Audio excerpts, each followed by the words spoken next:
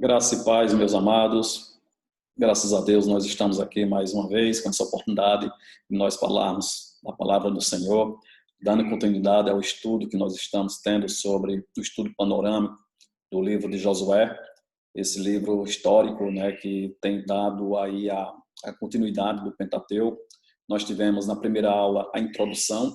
Essa introdução ela trouxe uma parte explicativa, né, de todo o livro. Depois nós entramos na primeira parte, do capítulo 1 ao capítulo 5, onde falamos, né, na aula anterior, a preparação do servo Josué para a conquista da terra de Canaã. E hoje nós vamos estar com um estudo que compreende do capítulo 6 ao capítulo 12. Esses capítulos, ele vai justamente falar da conquista, ou seja, da intervenção agora do exército de Israel nas primeiras cidades e as conquistas das primeiras terras.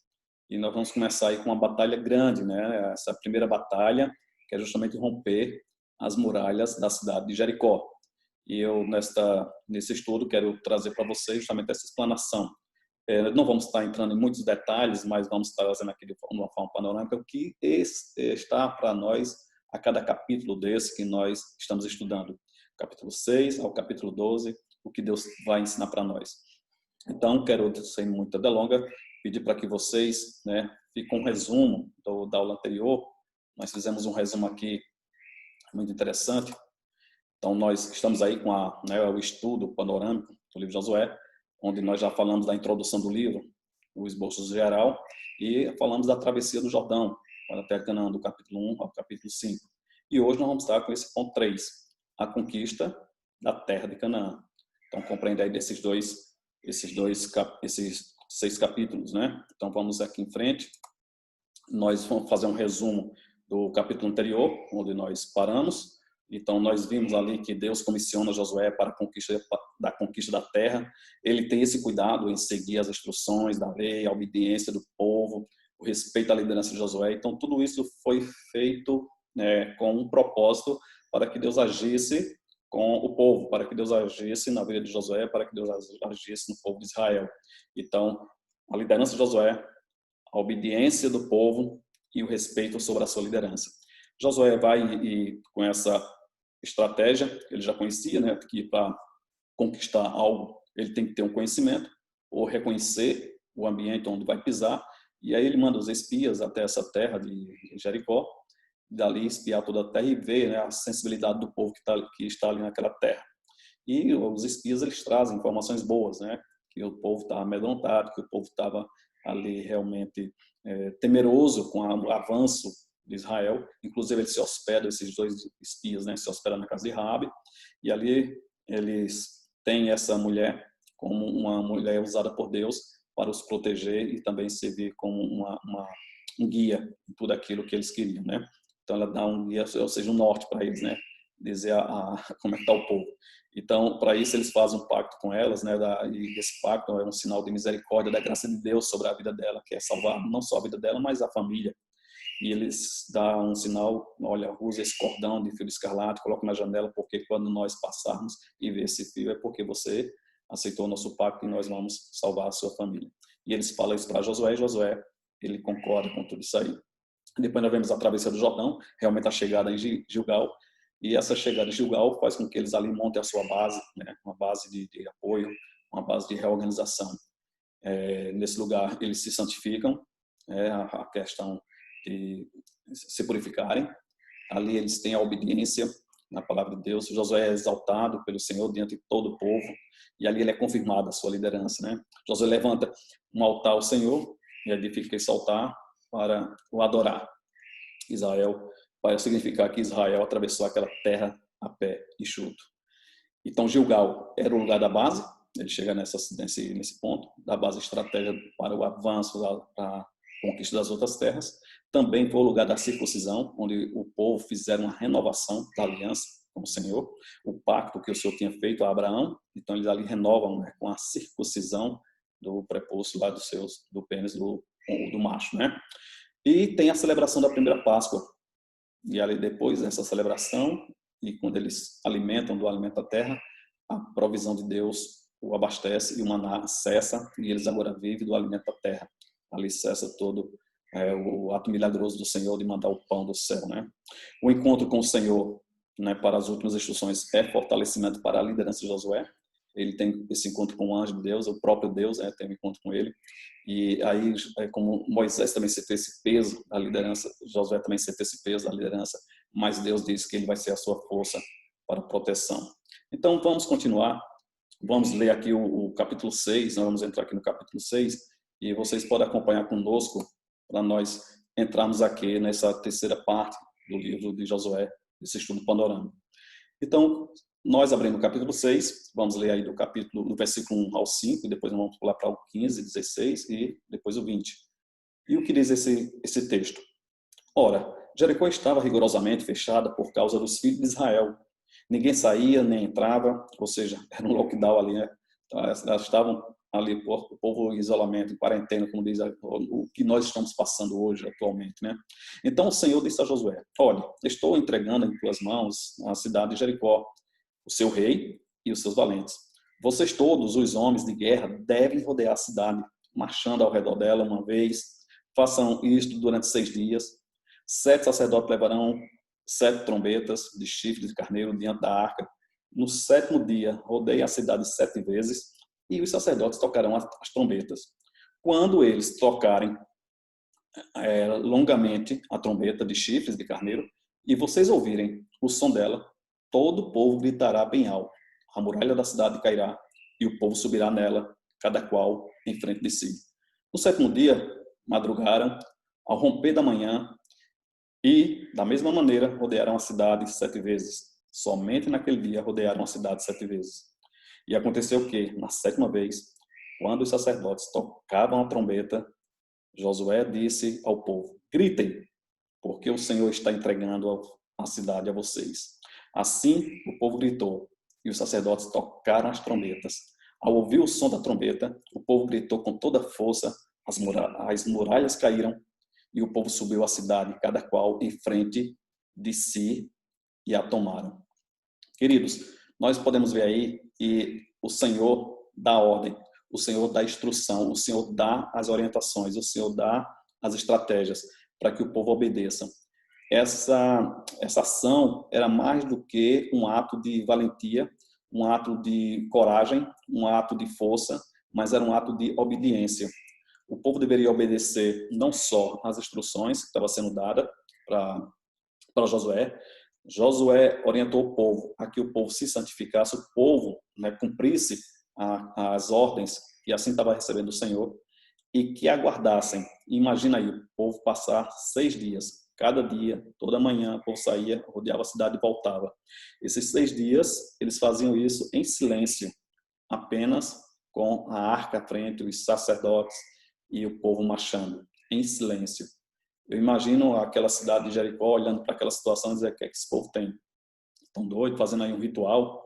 Não vai conseguir nada com isso. As nossas muralhas são fortes, né? Elas são intransponíveis. Talvez tivessem essa visão. E aquele povo rodeou uma vez, 2, 3, 4, 6 vezes rodearam. Mas o Senhor disse que no 7º dia eles teriam que rodear 7 vezes. E imagino que esses 6 dias que eles passaram não viram nada, nem um trincado muro acontecer naquele local. E no 7º dia, quando eles começam a rodear, eu imagino também que a primeira vez, segunda, terceira, quarta, quinta, 6ª vez e nada acontecia. Mas também a 7ª vez, quando o povo cumpriu o que foi determinado por Josué e o próprio Deus, e aí tem a ordem, quando os sacerdotes tocaram a trombeta, longamente, Josué disse: gritai, e todos gritaram e os muros caíram, os muros foram abaixo. Então, queridos, nós temos que entender que nesse contexto, o que vale é a obediência. Obediência à palavra do Senhor. Imagine aqui, quando o povo, eles recebem a instrução para a conquista, lá no versículo 3, onde ele diz que se o povo obedecesse. Se o povo tivesse fé, aí sim ia vencer as conquistas. Muitas vezes nós não vencemos as nossas conquistas, as nossas batalhas, porque falta um pouco de fé, falta um pouco de esperança, falta um pouco de perseverança. Mas o povo teria que obedecer, só isso. O Senhor também testa a obediência desse povo, né, a seguir a ordem divina em todos os detalhes. Ou seja, não pular as etapas, sigam os detalhes daquilo que Deus está instruindo. Se Deus diz que é assim, faça. Se Deus diz que é assado, faça. Não queira dar uma ajudinha, não queira dizer, não, eu posso fazer dessa forma, eu posso fazer daquele jeito. Quando nós quebramos a ordem das coisas, tudo sai errado. A cidade ela teria que ser tomada por fé e por obediência. Como falei para vocês no início, não é por força, não é pela coragem dos homens, não é pela valentia deles, mas era pela fé e obediência. E Deus decretou como seria a conquista. E quando Deus decretou, deu a ordem, disse, vai à frente os sacerdotes, vão trocar as trombetas, os homens vão atrás. Então, tudo isso aí estava, né, dentro da orientação do Senhor. E a arca, ela era o sinal da presença e direção divina de Deus. No versículo 4 está lá que a arca segue à frente. A arca estaria com os sacerdotes à frente. Ou seja, o povo não estava desamparado. O povo estava com Deus. Deus é o nosso general. E o nosso general é aquele que vai à frente da batalha. E aí, com toda essa ordem, com todo esse segmento, o povo começa a cumprir uma ordem do Senhor. Uma determinação do Senhor. E a queda do muro e a tomada da cidade acontece. Josué conduziu o povo durante 6 dias consecutivos em total silêncio. Mas no 7º dia, tudo aconteceu. E o Senhor tinha dado uma ordem. Tudo que nela havia era anátema. Ou seja, era maldito e condenado por Deus. Aquela cidade ela seria destruída completamente. Tudo que tivesse nela seria destruído completamente. Apenas o que ia sair da cidade era o ouro, a prata, o ferro, o bronze, mas tudo seria destruído completamente. E ali tinha uma missão a cumprir com aquela família que acolheram os espias, que era justamente o resgate de Raabe e da sua família. E nós vemos aí a graça salvadora alcança justamente o coração de Raabe, alcança a família dela. Então a graça e a misericórdia de Deus ela está também nesse momento. Ou seja, a graça desde o primeiro livro da Bíblia até o último, nós vemos a graça de Deus, que é a fé genuína que traz a vitória sobre o pecado. A nossa fé, a nossa esperança, a nossa confiança, ela tem que trazer vitória sobre o pecado, sobre aquilo que nos prende. E, amados, nós vemos que houve a queda do muro pela obediência de um povo, pela fé de um povo. E aí muitos questionam, muitos perguntam por que Jericó foi entregue aos hebreus de maneira sobrenatural? Se o povo estava fortemente armado, se o povo foi comandado por Josué, se ele era um capitão de guerra, um general de guerra, estava levando o povo para conquistar, por que teve essa ajuda de Deus de forma sobrenatural? E aí você pode até questionar, não tinha um exército preparado? O exército de Israel estava preparado para atacar e ainda Deus agiu de forma sobrenatural? Amados, nós temos que entender que Deus tirou um povo para si. Deus constituiu uma nação, a nação de Israel, para que ela fosse a referência para o mundo. E através dessa nação, que é Israel, mostrar ao mundo que essa nação ela tem um diferencial de ter Deus, o seu general. Não ter idolatria, não ter outros deuses além do Deus verdadeiro. E aí, 3 motivos porque o Senhor agiu de maneira sobrenatural sobre Jericó. Primeiro, para evitar um cerco prolongado e não houvesse um desânimo do povo, né? E aí as outras cidades viessem a recuperar a coragem. Imagine, o povo rodeava uma cidade 6 vezes ali, nada acontecia. Aquelas muralhas eram intransponíveis. Se o povo passasse mais tempo, o povo poderia desfalecer, poderia perder o ânimo. E aí também as outras cidades, ver naquela situação, criassem coragem e fossem para cima do povo de Israel. Então esse é o primeiro ensino. Evitar um cerco prolongado, ou seja, ser breve, rápido, para trazer um pânico maior para aquelas nações que estavam ali.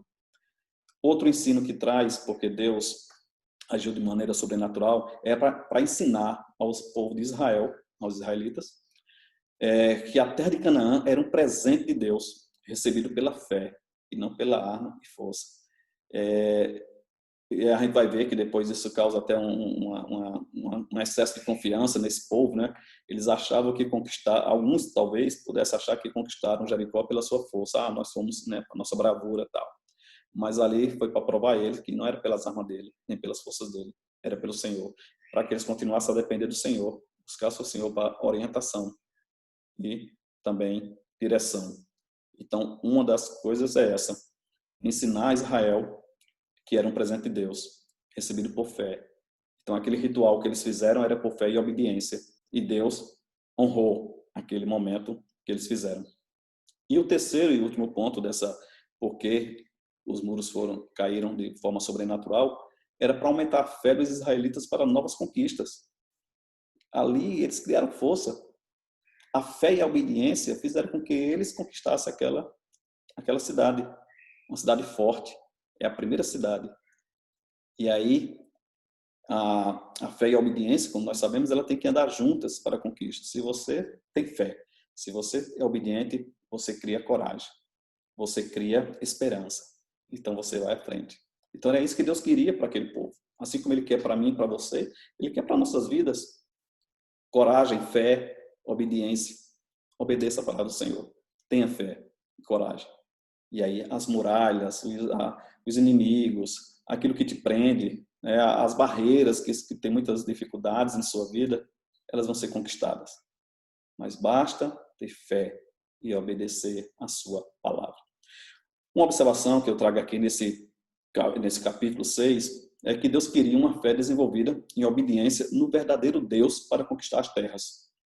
Está lá em Deuteronômio, capítulo 20, versículo 4, ele mesmo diz lá que pois o Senhor, o seu Deus, os acompanhará e lutará por vocês contra os inimigos para lhe dar vitória. Ou seja, o povo de Israel teria que crer que a fé dele era desenvolvida na obediência ao verdadeiro Deus. E como ele diz aqui, o nosso Deus, ele é quem nos acompanhará. Ele é quem será por nós contra os inimigos que estiver à frente. E uma coisa que nós falamos, né, que nada daquela cidade eles deveriam tomar para si, objeto nenhum. Então, o objeto para o santuário que era determinado, que foi o ouro, a prata, o bronze e o ferro, esses eram para o templo. E nada fosse tomado de Jericó. Tudo deveria ser queimado. Por que deveria ser queimado? Porque Jericó era a primícia das guerras. Jericó foi dado como primícia, então as primícias da batalha. Então isso aí era oferta ao Senhor. Então o Senhor pegou como primícia essa primeira cidade. Tudo era para Deus. As coisas eram queimadas, o ouro, a prata, o bronze e o ferro, esse foi tirado para a casa do Senhor. As demais cidades poderiam tomar presa sua, ou seja, tomar posse das coisas de guerra. E nós vivemos lá no capítulo 8, 27, nós vamos ver lá à frente também, que diz o texto: mas Israel se apossou dos animais e dos despojos daquela cidade, conforme a ordem que o Senhor tinha dado a Josué, que é justamente a cidade de Ai, que nós vamos ver lá à frente. Então, amados, essas conquistas ela traz para nós essa certeza de que Deus está à frente. As conquistas, quando elas são realmente em paz, com tranquilidade, quando elas vêm, né, com o agir de Deus, nós entendemos que Ele está no negócio. Difícil é quando nós, muitas vezes, nos esforçamos, lutamos, as coisas não dão certo e queremos desanimar, achar que Deus não está nos ouvindo, é porque Deus não quer que aquilo seja seu. Deus não quer que aquilo, naquele momento, você tome posse daquela bênção, como você muitas vezes fala ou eu falo. Mas Deus espera uma outra oportunidade, um momento oportuno para que você possa conquistar todas essas coisas. Então, continuando, nós vemos aí que no capítulo 6 nós temos essa conquista de Jericó, e agora nós vamos entrar no capítulo 7 e vamos falar do fracasso de Israel. Que Israel também fracassou. E por que Israel fracassou? Qual foi o motivo do fracasso de Israel? Alguma coisa aconteceu para que esse povo não tivesse a conquista da cidade de Ai? Queridos, nós vemos aqui no capítulo 7 que algumas coisas aconteceram e o povo de Deus deixou de ser precavido. E aí nós tivemos o primeiro fracasso de Israel, que justamente a perca de 36 soldados e fora a humilhação de colocá-los para correr. Então é aqui que Israel sofre a sua única e primeira derrota dos 7 anos de guerra que houve para a conquista dessa terra. E abaixo de 36 soldados, né, você pode, mas foram 2.000 pessoas, 3.000, porque alguém subestimou o inimigo. E o inimigo a gente não pode subestimar. Nós temos que ter cuidado. Não brinque com o diabo. Não brinque com o inimigo. Não brinque com o seu adversário. Respeite-o. Tenham cuidado. Fique em vigilância. Ore ao Senhor. Então, o inimigo a gente tem que ter mais cuidado. Não subestime o inimigo. Tenha ele como adversário. Mas cuidado, atenção em que você está entrando. Então ali o povo pediu a Josué, não Josué, a cidade é pequena, vamos apenas com 2, 3 mil, dá para a gente fazer a conquista. Então chega a liderança achando que ganhamos lá a conquista de Jericó, Ai, é uma cidade pequenininha, então dá para nós conquistar essa cidade. Mas não foi bem assim. Eles deixaram de ouvir ao Senhor.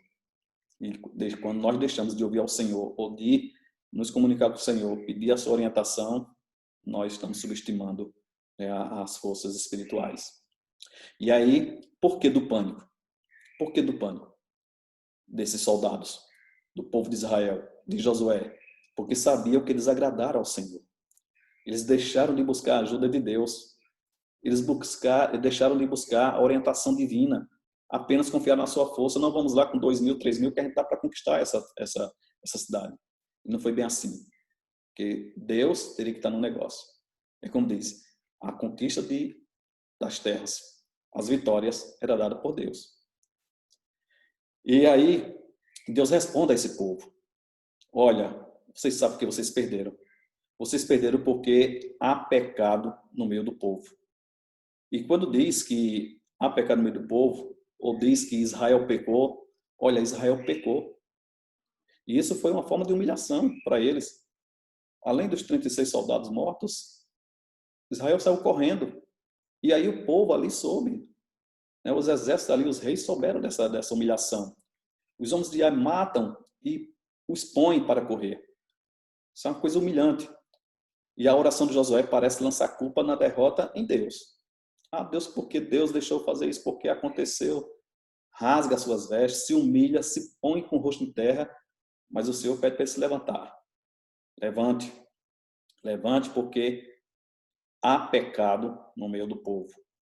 E aí dá a orientação para Josué, que ele deveria tirar do seu local, do arraial, a tribo de Judá. Da tribo de Judá teria que tirar o chefe daquele povo. E aí chega por cabeça a Acã.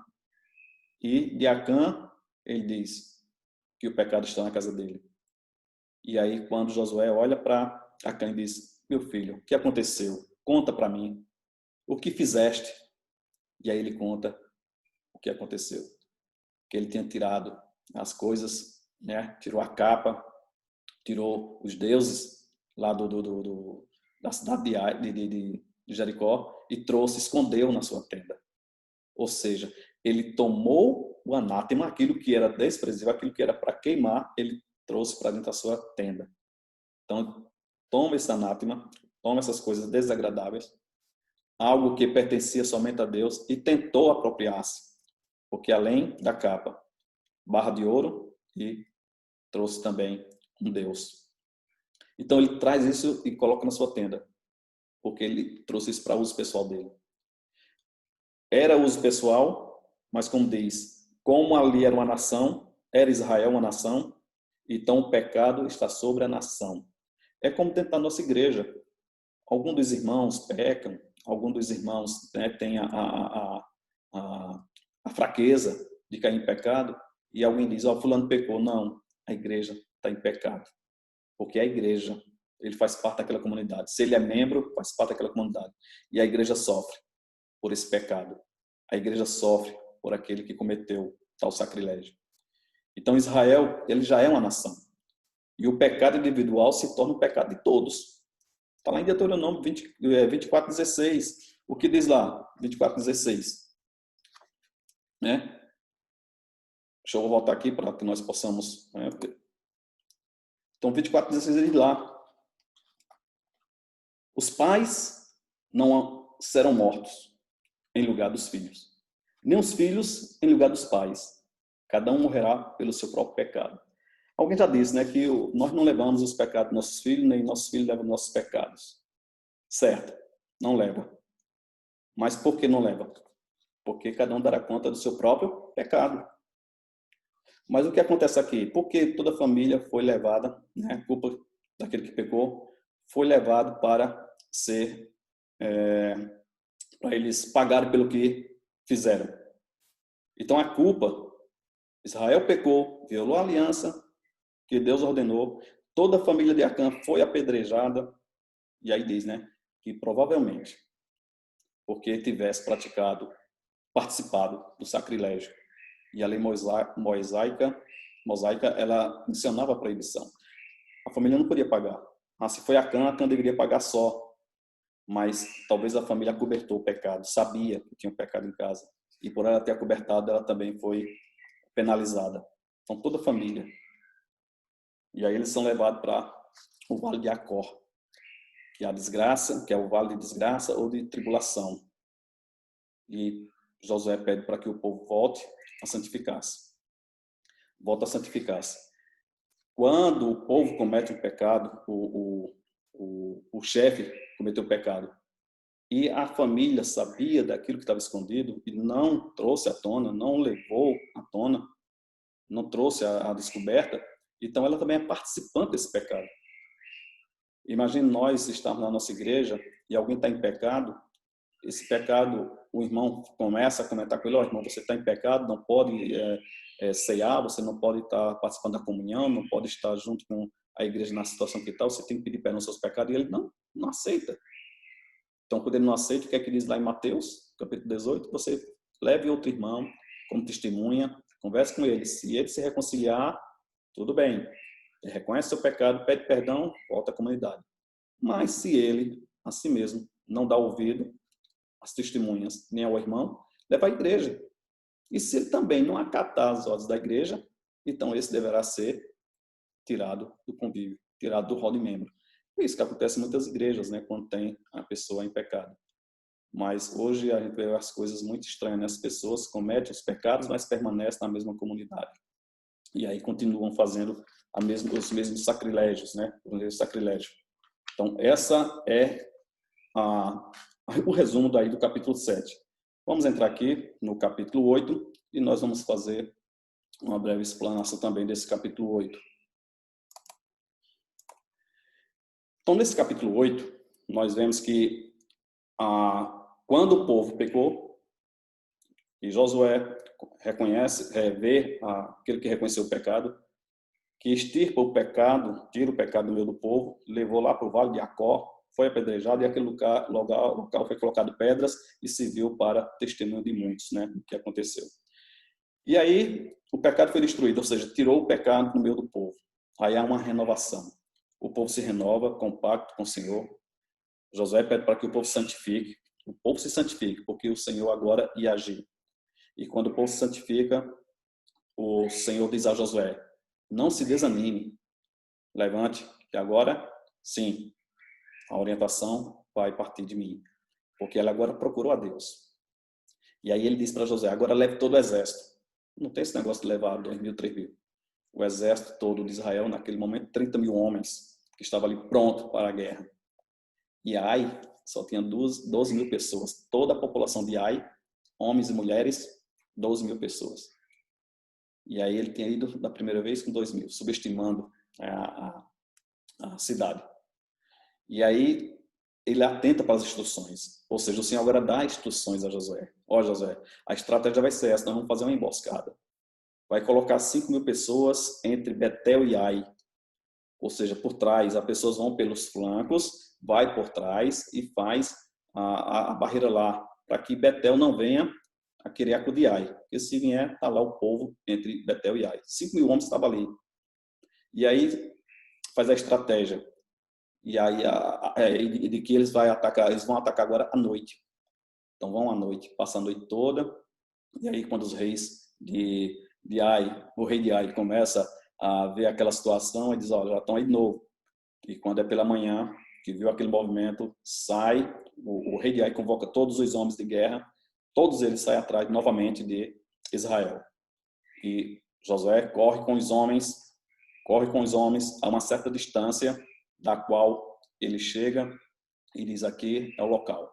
E Deus orienta para quê? Para que naquele ponto ele levante a lança, aponte para a cidade de Ai, e enquanto ele aponta a lança e levanta a lança, todo o exército de Israel que estava nos flancos e a retaguarda faz uma emboscada àquele povo. Os que estavam lá atrás conquista Ai, porque ficou vazia dos homens. E os que estavam na lateral perseguem o povo. E aí os exércitos que estavam com Josué volta-se para esse povo e embosca, faz aquela emboscada. Então a estratégia de ataque foi a emboscada para que conquistasse essa terra. E aí quando o rei de Ai olha para trás, vê a cidade pegando fogo. E aí já é tarde. Todos são mortos, todos são mortos. Apenas o rei é capturado. Leva para Josué. Josué enforca esse rei. Bota na entrada da cidade. Queima, faz igual como fez com o rei de Jericó. E aí quando ele tem essa conquista, nesse momento é dado ao povo a oportunidade de também usufruir dos animais e tudo que estava naquele local. E aí Josué sobe para os montes Ebal, o Monte Ebal e o Monte Gerizim, nesse vale desse monte, porque a emboscada que Josué faz, que Israel faz, é uma emboscada de não só matar todo o exército, mas também toda a população de Ai. Foi para matar todos. Então aí o povo volta para aquela cidade, o exército que estava no deserto lá, na luta com os homens de Ai, o exército de Israel volta, entra na cidade e destrói todos. E quando Israel sobe um pouco ao sul, né, das terras do norte, então eles vão para aquele Monte Ebal, de frente ao Monte Ebal, que fica metade no Monte Gerizim, metade no Monte Ebal, no vale ali, com o sacerdote, a arca do Senhor, é escrito toda a cópia da lei. Eles copiam a lei de Moisés. Josué copia e faz a leitura para todo o povo de pé. Metade no Monte Gerizim, que é o Monte da Bênção, e metade no Monte Ebal, que chama-se o Monte da Maldição. Não é que o monte é maldito, é as palavras que vão ser ditas, vai ser ditas sobre maldição e sobre bênção. E eles recebem as palavras da bênção do Senhor e da maldição. E em uma só voz, todos respondem, amém, amém. Então eles recebem de bom grado as palavras que foram ali ministradas para eles. Ou seja, eles renovam justamente o pacto com o Senhor de cumprir toda a lei. E aí os despojos capturados, né, nós temos aí duas situações. A primeira foi de Jericó, que nós vimos no capítulo anterior, que estava debaixo do julgamento de Deus aquela cidade, pela idolatria. Então, Jericó, tudo que estava lá era proibido os seus despojos. O povo de Deus precisava ser santo, separado de toda influência da idolatria. Ao contrário de Ai, os despojos faziam parte da guerra. Ou seja, na guerra todo mundo sabe que os guerrilheiros, ou os guerreiros, né, quando vão conquistar uma cidade, eles conquistam a cidade, mas quando faz a conquista, tudo que tem naquela cidade é de guerra, é conquista deles. Então, o gado, o armamento, o alimento, o ouro, a prata, tudo ali é despojo de guerra e é dividido para aqueles exércitos, para aqueles soldados, né? Então essa é uma outra situação, né, da conquista agora das terras. Todas as terras agora que fossem conquistadas, o povo poderia ficar com os despojos. Então a nação ficava com os despojos. Só Jericó que foi a primícia para o Senhor, ou seja, a primícia das guerras. Nada poderia ser tomado daquela cidade. Por isso que houve a situação do pecado escondido de Acã. Então não é o pecado em si, quando você pega, eu pequei, estou fora dos planos, vou receber o castigo eterno. Não é o pecado em si, mas é a falta de arrependimento, é a falta de reconhecimento. Então o pecado estava escondido, não confessou, não divulgou, não se arrependeu daquelas suas ações, e com isso o povo estava sofrendo. O povo de Israel estava sofrendo. Então, amados, continuando, nós vamos ver agora aqui o capítulo 9. O capítulo 9, ele vai trazer para nós um resumo chamado da aliança cananeia de Israel e o ardil gibeonita. O ardil, ou seja, a artimanha, né, a forma de ludibriar, a forma de seduzir, a forma de enganar alguém. É o ardil, chama isso aí de ardil. Então, os gibeonitas, eles tiveram, né, essa assim, estratégia. Eles viram que eles, por ser uma nação grande, Gibeon é uma terra grande. Era uma nação maior do que Ai. Por que eles estavam preocupados? E não era pela questão de ser grande, de ter muitos guerreiros, mas era porque eles sabiam que iam perder a guerra, porque a conquista da terra, Deus já tinha dado ao povo. Eles também conheciam o Deus que estava com Israel. Então, mesmo eles sabendo disso, para que eles fazem? Né? Usam da sedução, do engano, ludibriar a boa-fé.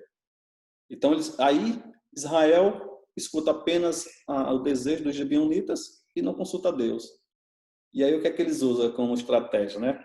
Eles usam como estratégia botar roupas velhas, calçados velhos, pão seco, né, esmigalhado dentro dos cestos dos jumentos, e também o odre de vinho, né, o couro do vinho todo, né, os seus bisacos, todo seco, né, e mostrando que ali vinham de uma terra distante, tá tudo seco, tudo rachado.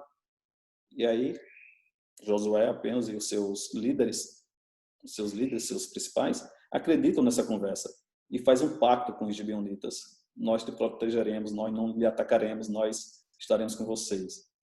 E aí eles vão embora. Lá em 1 João, capítulo 4, versículo 1, ele diz aqui o seguinte: amados, não creiam em qualquer espírito, mas examinem os espíritos, para ver se eles procedem de Deus, porque muitos falsos profetas têm saído pelo mundo. E quantas pessoas têm aí pelo mundo? Quantas pessoas têm entrado na nossa igreja, falsos profetas, né, dando falso testemunho, enganando as pessoas com palavras persuasivas, vindo não sei de onde, dizendo, dando uma de coitadinho, e aí a igreja muitas vezes levanta um clamor, faz uma arrecadação, pega alimento e entrega àquele indivíduo. Daqui a pouco a gente vê ele no outro canto dando golpe. E você diz, fui enganado. Por quê? Porque nós somos fácil para ser enganado, né? Nós muitas vezes olhamos a aparência, não olhamos o que está no coração, mas Deus sabe o que está no coração do homem. Então ele usa dessa estratégia.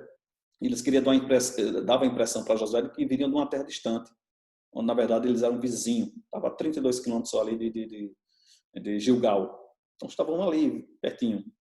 E aí quando os 5 exércitos, os 5 reis, né, eles vão avançando contra os gibeões, porque eles viram que ele tinha feito algum acordo lá com Israel, eles pedem socorro. Os gibeonitas pedem socorro a Israel. E Israel vai acudir. Né? Então, o perigo da convivência com engano, isso traz um dano, né, para o ser humano, para a igreja. Mas aí nós podemos ver que o perigo que estiver aí foi que fizeram um acordo, e depois desse acordo, como fizeram no nome do Senhor, não podia desmanchar esse acordo. E após o acordo de paz com os gibeonitas, Israel teve de aceitar o fermento que já estava na massa. E Paulo, ele nos adverte, lá na sua primeira carta aos Coríntios, capítulo 5, versículo 6. O que é que Paulo diz lá? O orgulho de vocês não é bom. Vocês não sabem que um pouco de fermento faz toda a massa ficar fermentada ou levedada. Então, cuidado do fermento que você está usando, cuidado do fermento que você está, né, a dosagem que você está botando na sua massa. Use com temperança. Então, muitas vezes é isso, a gente dá ouvido às coisas de fora, ou dá ouvido a pessoas que não vivem do nosso convívio, e muitas vezes somos enganados. E nós não devemos, como Deus orientou aquele povo, vocês não devem agir por livre vontade. Porque agir por livre vontade é deixar de andar no Espírito. Tudo que nós formos fazer, pedir orientação ao Senhor. Tudo que nós formos fazer, orar ao Senhor. E aí a farsa foi descoberta. Descoberta após 3 dias. E aí Israel não podia mais recuar do juramento em nome de Deus. Josué teve que honrar o acordo, não matar aquele povo. Os gibeonitas atuais na igreja, né, que nós vemos aí, são justamente essas pessoas de espírito enganadores que têm entrado no seio da igreja. Primeiro Timóteo, Paulo, ele fala lá em Timóteo, que vou voltar aqui, eu fui muito para frente lá. Aguarda um pouquinho aí, irmãos.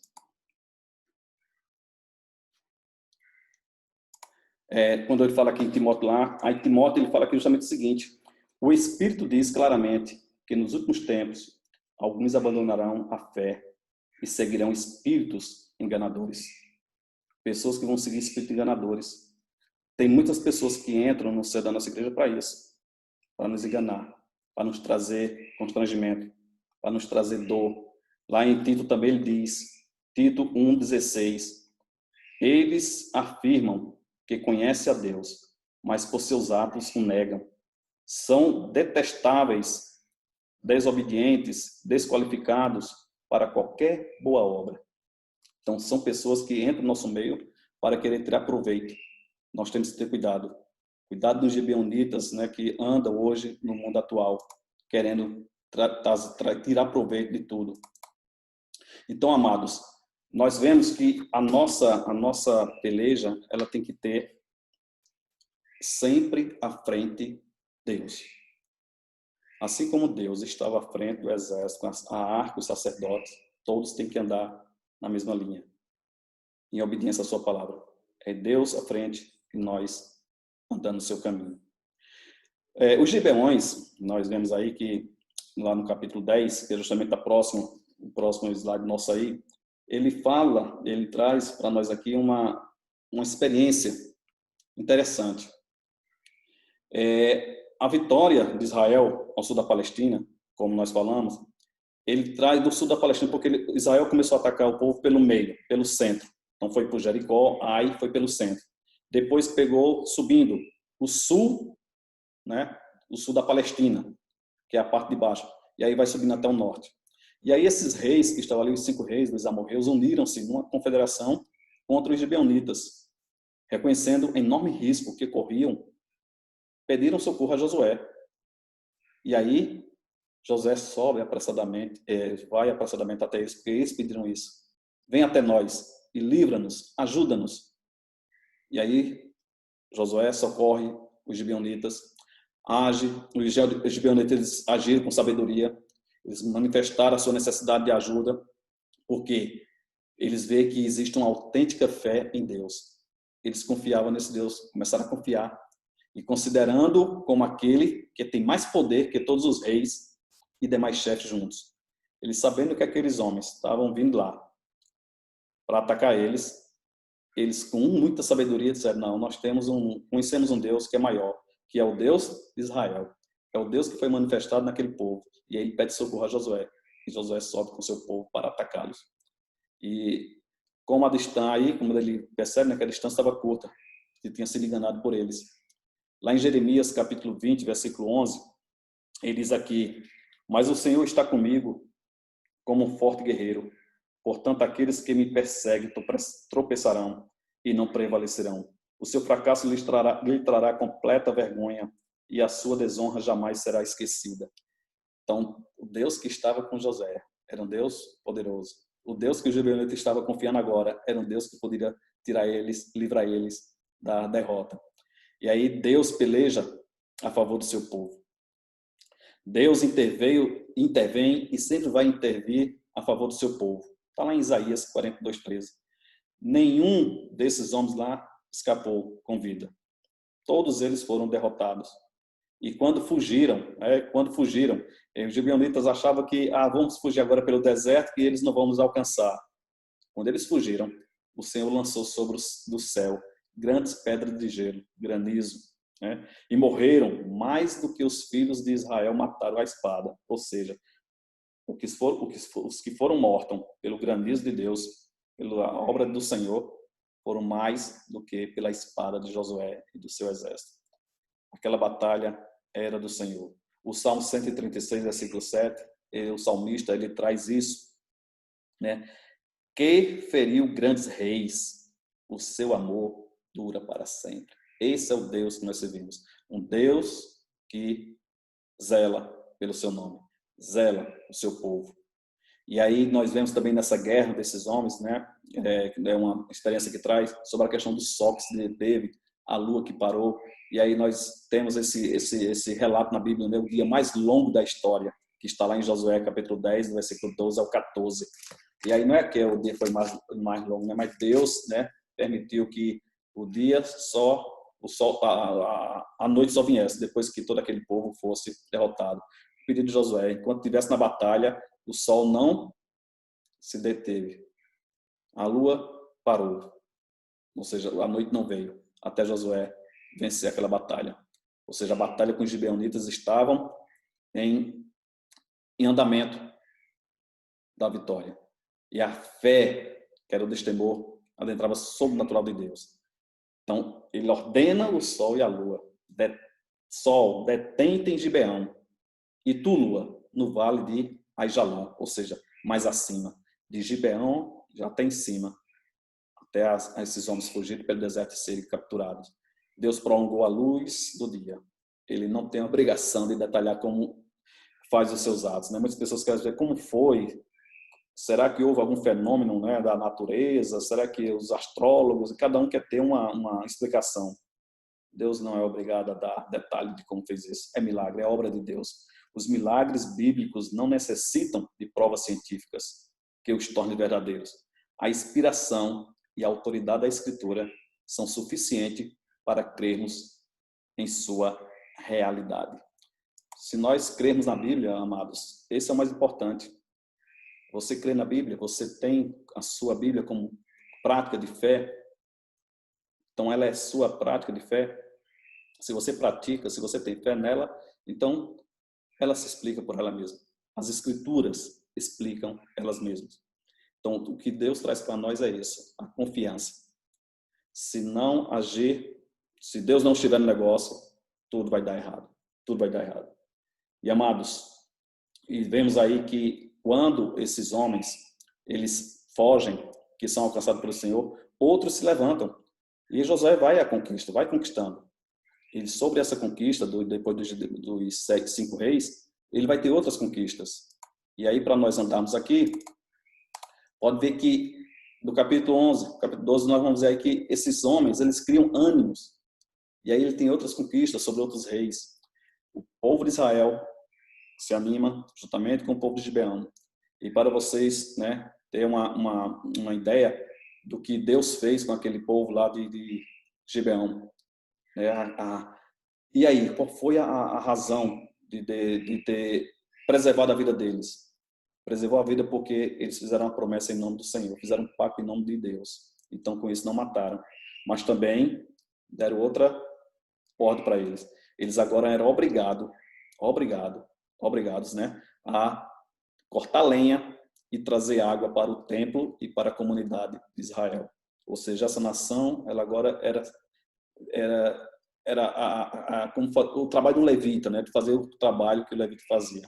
Ou seja, trazer a lenha, trazer a água para o templo. Então, esse povo tem ânimo após a vitória de Gibeão, os israelitas, e a cada vitória buscava ao Senhor, que prontamente o animava e concedia-lhes as diretrizes para novas batalhas. A vitória contra os 7 reis acontece, e a despeito de vencer uma coligação de 5 reis, Josué perseverou em sua marcha contra os outros 7. Ou seja, ânimo, vencemos, vamos vencer. Se o Senhor nos deu, nós estamos com o Senhor vai dar novamente a vitória. E aí essa coalizão dos reis inimigos, coalizão, né, que os reis inimigos fazem para trazer, querer confrontar Israel, isso aí trouxe notícias, né, graves para ele, trouxe consequências graves. Então as notícias de que Israel derrotou as coligações sulistas do sul preocuparam os reis da região do norte de Canaã. Os reis nortistas uniram-se na tentativa de impedir o avanço de Israel. Era multidão, e diz o texto, lá no versículo 4 do capítulo 11, que era multidão vasta E aí Josué não contou conversa. Ele não olhou para a quantidade. Ele olhou para o Deus que ele servia. Muitas vezes é isso. Nós olhamos para a dificuldade. Não olhe para a dificuldade. Olhe para o Deus que você serve. E contudo, todos seriam destruídos por Israel. Deus, mais uma vez, anima Josué dizendo, não temas diante deles. Deus anima Josué com essas palavras. E uma observação que eu coloco aqui nesse texto, para esse texto. Aprendemos que não dependemos das nossas próprias forças em nada. Não dependemos da nossa inteligência, não dependemos da nossa estratégia, nós não dependemos dos nossos recursos, nós não dependemos de nada que temos quando estamos enfrentando uma luta com problema, crise, conflito, tribulação, sofrimento. O Senhor é quem peleja por nós. A vitória não é dada pelas nossas forças nem pelos nossos méritos, mas é porque Deus, Ele tem dado a condição da vitória. E queridos, nós podemos fazer aqui o resumo das vitórias de Josué, justamente chegando ao final desse capítulo, o capítulo 12. Nós vemos que o dia foi mais prolongado, no capítulo 11 nós vemos isso aí. Foi preciso reconhecer que aquele que fez as leis da natureza tem direito de usá-las. Então, Deus pode usar da forma que Ele quer, como quer, na hora que quer. Então, aquele que usou a saraiva como arma de destruição contra os seus inimigos também poderia usar a luz, as trevas, para servir aos seus propósitos. E Deus usou. Parou o sol, deteve o sol, parou a lua não veio, não surgiu, porque Deus é o dono. Deus, Ele é o dono da natureza. Ele é soberano sobre a natureza. Veja o que o salmista afirmou nos seus escritos, Salmo 19, 1 e 2. O Salmo 19, 1 e 2, ele fala justamente da maravilha do Senhor. Salmo 24, 1, se você ver lá, vai falar da grandeza do Senhor. Josué não demonstrou hesitação ao chamar as forças do universo para ajudá-lo contra aqueles que se punham a Deus. Então ele vai e busca a força de Deus. Ele declara, ele pede para que o sol se detenha. E a declaração de que não houve dia semelhante a este, nem antes nem depois dele, reafirma a singularidade deste evento. Também destaca o fato de que Deus usa milagres com grande reserva. Deus insiste que devemos depender dele próprio, que realiza os milagres. Ele evita que os homens se tornem dependentes deles. Deus insiste que devemos depender dele próprio. Então, repetindo mais uma vez, pelo que ele é e não pelo que ele faz. A nossa dependência de Deus é pelo que ele é, não é pelo que ele faz. Um milagre está além da capacidade intelectual ou científica do homem. E, amados, concluindo, nessa terceira parte, nós vimos que a conquista da terra se dá em 4 etapas. Conquista de Jericó, a conquista de Ai e Betel, paz com os gibeões, caminhada pelo vale de Aijalon e derrota dos 5 reis dos amonitas, a campanha do sul até Gaza e a campanha ao norte até Hazor. Abraão, ele havia conquistado todas essas terras. Todas essas terras aqui, Abraão havia conquistado. Toda essa terra pela negociação, ou seja, ele não guerreou com ninguém, ele era um homem de negócio. Mas tribos bárbaras confiscaram-no quando os hebreus estavam escravos no Egito. E aí foram usurpados por povos pagãos começaram a invadir essas terras. Muitas tribos hostis estavam pelo caminho, a caminhada do povo de Israel, para impedir a conquista de Israel.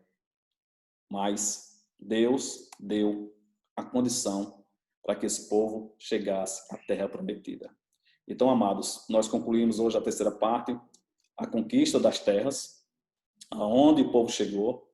E logo na próxima lição nós vamos estar agora vendo a divisão dessas terras e as últimas ordens que Josué vai dar ao povo, as instruções que ele vai dar ao povo. Então, no próximo estudo, nós estamos concluindo o estudo panorâmico do livro de Josué. Que Deus lhe abençoe e guarde com esse belo estudo para o nosso ensino e crescimento. Amém?